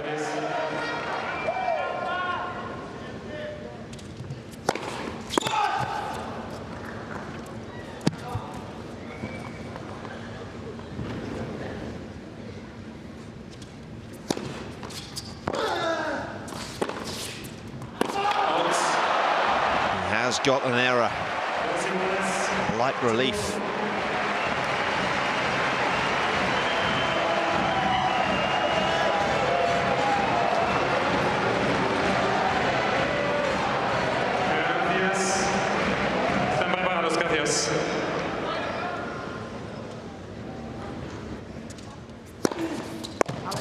Spain is challenging the goal on the right center service line. What was called in. Body language of the 20-year-old. Certainly, this is called a bit of the line. And then if he's wrong, he's out of challenges. Strange. Did look slap bang on the line all the way. 3-2 Canada. Spain has no challenge remaining. It's not a situation you want to put yourself in. Especially when you consider he got an additional one at the start of the breaker.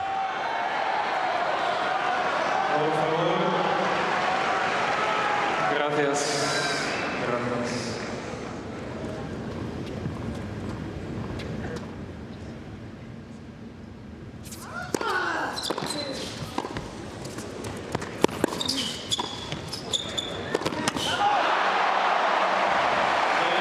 What a pickup from Nadal there. The return was top draw. And then just the ability, the wherewithal to understand that sneaking into the net there was the right play. Did give Shapovalov, though, a second bite of the cherry. Living dangerously in this breaker now, Nadal. This has been a fascinating set, hasn't it?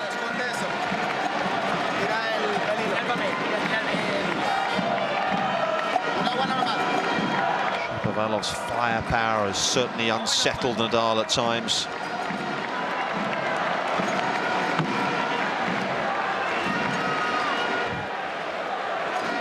Just the 4 adjustments there with the bottle. Yeah, just look at his reaction there as well. So many ticks. It has to be right for him to be able to concentrate and I think the Canadian captain just had a word there about the length of time Nadal was taking as he switched sides. Fair point. 100%. Got to be fair to both players. Frank Dancevic still complaining.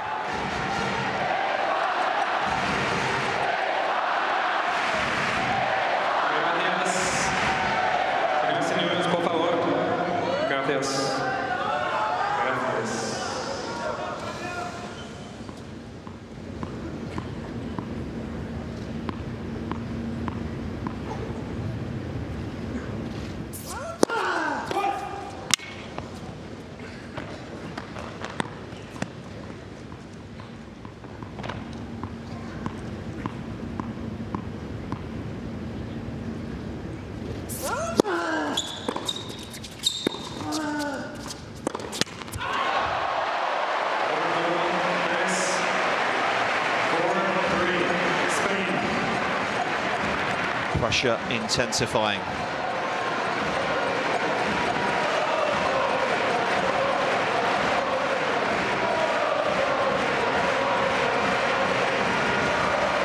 Ladies and gentlemen, thank you. Thank you.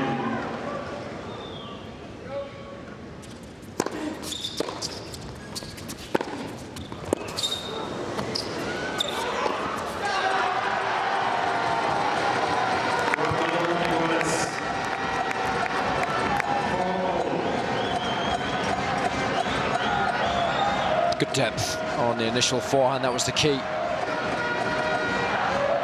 got to keep playing aggressive tennis here. Please.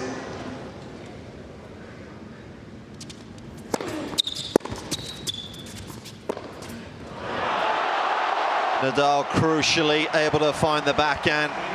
It was an uncomfortable height, wasn't it?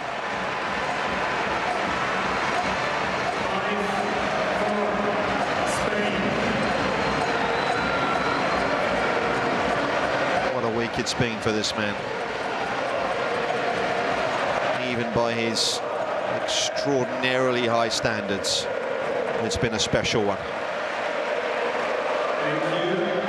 He has the balls in hand. Por favor, por favor. 2 points away. Thank you.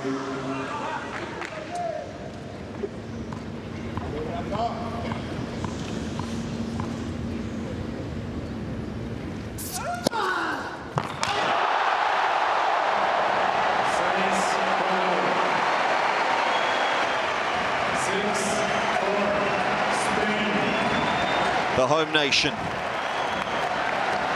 have 2 championship points.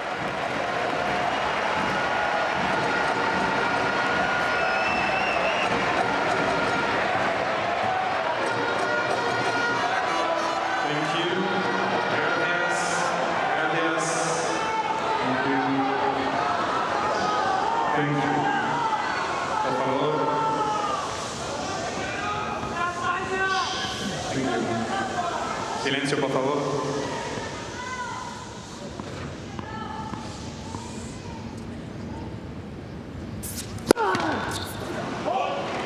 Por favor. Por favor.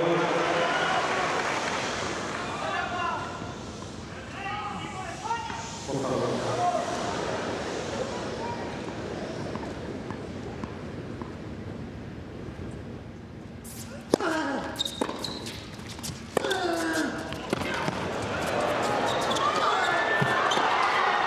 Oh, would you believe it?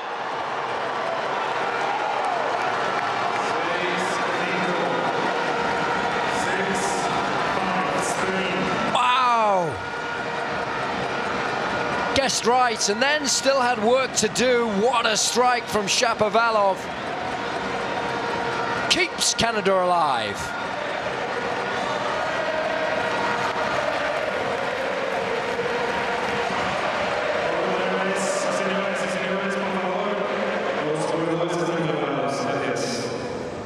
Still another chance. Let's reserve.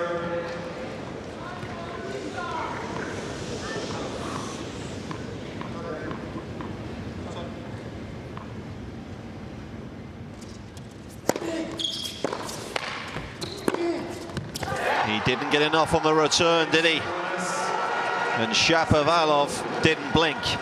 And that forehand return, especially when returning from the left court, has been Nadal's Achilles heel throughout the match.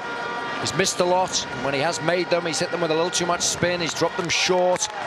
That's allowed Shapovalov to jump all over that first shot of the rally, but what a turnaround here. Just had a little word as well there, because once again Nadal has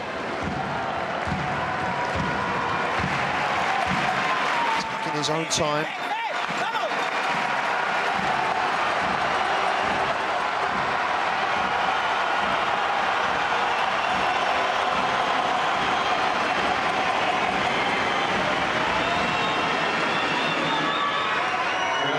Six apiece. Gracias.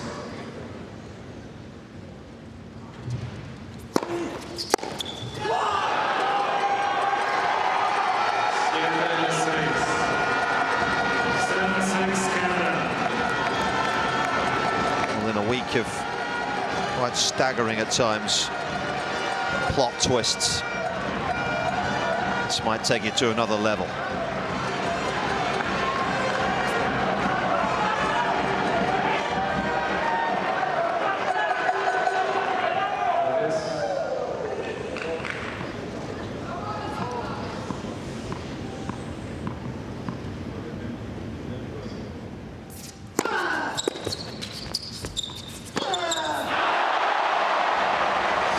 That time Nadal does make the right decision on the short forehand. Held his nerve well. Doesn't matter what you've achieved in your career and how good a competitor you are, you have to be a little shaken in a situation like this when you haven't been able to slam the door shut.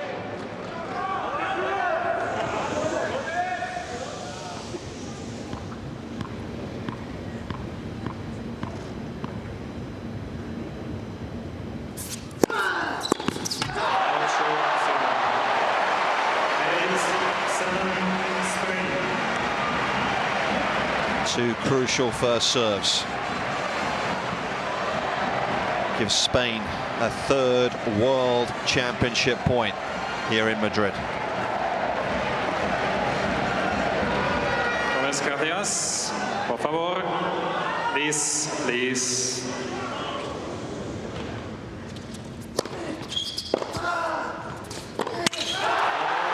Spain are the 2019 World Champions. They win the Davis Cup for a sixth time. The first time in 8 years. The challenge spearheaded by the world #1, who is inconsolable. An extraordinary week for Rafael Nadal as the home nation take the spoils here in the Spanish capital.